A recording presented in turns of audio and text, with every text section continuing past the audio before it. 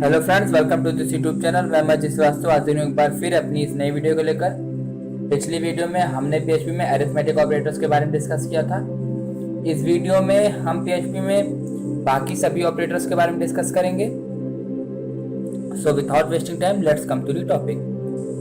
Video के description में मैंने एक लिंक दी हुई है, उस लिंक से आप पहले ऑपरेटर्स की लिस्ट वाली डॉक फाइल डाउनलोड कर लीजिए।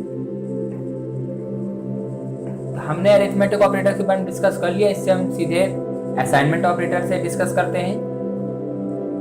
असाइनमेंट ऑपरेटर में पहला ऑपरेटर इक्वल टू होता है। Is equal to operator right operand की वैल्यू लेफ्ट ऑपरेंड में स्टोर कर देता है। फिर आता है यह ऑपरेटर दोनों ऑपरेंड्स के सम को लेफ्ट ऑपरेंड में स्टोर कर देता है। ये subtraction assignment operator. Subtraction assignment operator दोनों ऑपरेंड्स के डिफरेंस को लेफ्ट ऑपरेंड में स्टोर कर देता है। मल्टीप्लिकेशन ऑपरेटर आता है इसके बाद। मल्टीप्लिकेशन ऑपरेटर दोनों ऑपरेंड्स के मल्टीप्लिकेशन को लेफ्ट ऑपरेटर में स्टोर कर देता है। फिर आता है हमारा division assignment operator. Division assignment operator हमारा लेफ्ट वैल्यू को राइट वैल्यू से डिवाइड करके जो कोशेंट आता है कोशेंट को लेफ्ट ऑपरेंड में स्टोर कर देता है। इसके बाद आता है modulus assignment operator. Modulus assignment operator right value से लेफ्ट वैल्यू को डिवाइड करके उसके रिमाइंडर को लेफ्ट वैल्यू में स्टोर कर देता है। इसके बाद हम डिस्कस करेंगे कंपैरिजन ऑपरेटर के बारे में। पीएचपी में 10 कंपैरिजन ऑपरेटर यूज किए जाते हैं। सबसे पहले हमारा आता है is equal to operator. This means अगर हमारा left operand and right operand की वैल्यू सेम होगी तो ये ट्रू रिटर्न करता है। फिर आता है आइडेंटिकल ऑपरेटर। आइडेंटिकल ऑपरेटर जब left operand and right operand की वैल्यू भी सेम रहे और साथ ही साथ उन दोनों की टाइप भी सेम रहे। जैसे कि इंट में 2 और फ्लोट में 2.0 दोनों की वैल्यू सेम रहेगी, लेकिन दोनों आइडेंटिकल नहीं है। मतलब अगर हम y की वैल्यू 2.0 और x की वैल्यू 2 रखते हैं और उसके बाद हम उसके बीच में इज इक्वल टू ऑपरेटर लगाते हैं तो is equal to operator true print करेगा, लेकिन अगर हम इज आइडेंटिकल ऑपरेटर लगाते हैं तो ये ट्रू रिटर्न नहीं करेगा। फिर आता है is not equal to operator. Is not equal to operator तब ट्रू रिटर्न करता है जब राइट वैल्यू लेफ्ट वैल्यू के इक्वल नहीं होती है। Is not equal to operator इस तरह भी लगाया जा सकता है, दोनों सेम ही तरह वर्क करते हैं। फिर आता है इज नॉट आइडेंटिकल। ये ऑपरेटर तब ट्रू रिटर्न करता है जब हमारे left operand and right operand की वैल्यू आइडेंटिकल नहीं होगी। This is greater than operator. अगर लेफ्ट ऑपरेंड राइट ऑपरेंड से ग्रेटर होगा तो ये ट्रू रिटर्न करेगा। लेस देन ऑपरेटर ट्रू तब रिटर्न करता है जब लेफ्ट ऑपरेंड राइट ऑपरेंड से लेस होगा। This is called greater than और इक्वल टू। यह ऑपरेटर तब रिटर्न करेगा ट्रू जब लेफ्ट ऑपरेंड राइट ऑपरेंड से या तो बराबर होगा या फिर बड़ा होगा। सेम ये वाला भी है। ये ट्रू तब रिटर्न करता है जब राइट ऑपरेटर लेफ्ट ऑपरेटर से या तो बड़ा होगा या तो बराबर होगा। ये स्पेसशिप ऑपरेटर है।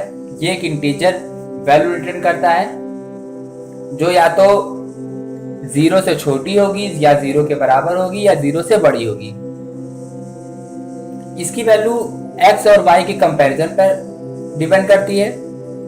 लेफ्ट ऑपरेंड राइट ऑपरेंड से बड़ा है, छोटा है या बराबर है, इस पर डिपेंड करती है कि ये कौन सा वैल्यू रिटर्न करेगा। इसके बाद हम डिस्कस करते हैं इंक्रीमेंट डिक्रीमेंट ऑपरेटर। पीएचपी में बेसिकली दो डिक्रीमेंट और दो इंक्रीमेंट ऑपरेटर यूज किए जाते हैं। इसे हम प्री इंक्रीमेंट कहते हैं और इसे पोस्ट इंक्रीमेंट। ये ऑपरेटर पहले x की वैल्यू एक इंक्रीमेंट कर देगा, उसके बाद x की वैल्यू रिटर्न करेगा। ये पहले x की वैल्यू रिटर्न कर देगा तब इंक्रीमेंट करेगा। सेम ये ऑपरेटर पहले डिक्रीमेंट करके तब रिटर्न करेगा x की वैल्यू, और ये पहले रिटर्न कर देगा तब डिक्रीमेंट करेगा। फिर बात करते हैं हम लॉजिकल ऑपरेटर की। PHP में 6 लॉजिकल ऑपरेटर यूज किए जाते हैं। एंड, और, एक्सॉर। ये भी एंड ऑपरेटर की तरह ही वर्क करता है और ये और ऑपरेटर की तरह ही वर्क करता है। ये नॉट ऑपरेटर है। एंड ऑपरेटर ट्रू तब रिटर्न करता है जब दोनों वैल्यू ट्रू होगी। और ऑपरेटर जब दोनों में से कोई एक भी वैल्यू अगर ट्रू होगी तो और ऑपरेटर ट्रू रिटर्न करेगा। एक्सॉर ऑपरेटर ट्रू तब रिटर्न करेगा जब दोनों में से कोई एक ही वैल्यू ट्रू होगी। यहां ध्यान देने वाली बात यह है कि और ऑपरेटर अगर दोनों वैल्यू ट्रू है तो भी ट्रू ही रिटर्न करेगा। एक्सॉर ऑपरेटर अगर दोनों में से किसी एक की ही वैल्यू ट्रू होगी तभी ट्रू रिटर्न करेगा। अगर दोनों में से दोनों ट्रू नहीं होगा या दोनों ट्रू होगा तो ये ट्रू नहीं रिटर्न करेगा। एंड ऑपरेटर ये सेम इसी की तरह है और ये और ऑपरेटर भी सेम इसी और ऑपरेटर की तरह है। ये बस लिखने के तरीके में अंतर है। हम चाहे तो AND लगा करके एंड ऑपरेटर लगाएं या उसका सिंबल बना करके। दिस इज डिपेंड, ये आप पर डिपेंड करता है। फिर आता है not operator. Not operator true तब रिटर्न करता है जब ऑपरेंड की वैल्यू ट्रू नहीं होगी। PHP में दो स्पेशली स्ट्रिंग ऑपरेटर होते हैं। एक होता है कंकैटिनेशन और एक होता है कंकैटिनेशन असाइनमेंट। कंकैटिनेशन ऑपरेटर दो स्ट्रिंग्स को आपस में ऐड कर देता है, लेकिन कंकैटिनेशन असाइनमेंट ऑपरेटर पहली स्ट्रिंग में दूसरी स्ट्रिंग को जोड़ देता है और उसकी वैल्यू पहली स्ट्रिंग वाले वेरिएबल में ही स्टोर कर देता है। इसके बाद आते हैं PHP में एरे ऑपरेटर में। ये यूनियन ऑपरेटर होता है, वही ऑपरेटर जो अभी तक एडिशन ऑपरेटर का वर्क करता था, अब यहाँ यूनियन ऑपरेटर का वर्क करेगा। ये left array and right array का यूनियन कर देता है। फिर ये आता है इज इक्वल टू ऑपरेटर। ये कंपैरिजन ऑपरेटर के इज इक्वल टू ऑपरेटर की तरह ही वर्क करता है। अगर left array and right array की वैल्यू सेम होगी तो ये ट्रू रिटर्न करेगा। इज आइडेंटिकल ऑपरेटर आता है। ये भी कंपैरिजन ऑपरेटर की तरह ही, अगर left array and right array दोनों आइडेंटिकल होंगे तो ही ये ट्रू रिटर्न करेगा। ये दोनों is not equal to operator हैं। ये भी कंपैरिजन ऑपरेटर की तरह वर्क करते हैं और ये इज नॉट आइडेंटिकल ऑपरेटर, ये सब कंपैरिजन ऑपरेटर की तरह ही वर्क करते हैं। फिर आता है कंडीशनल असाइनमेंट ऑपरेटर।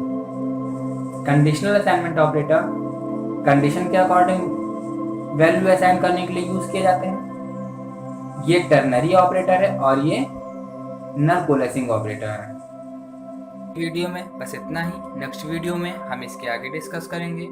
अगर आपको हमारी वीडियो पसंद आई तो वीडियो को लाइक करें और अपने दोस्तों के साथ ज़्यादा से ज़्यादा शेयर करें।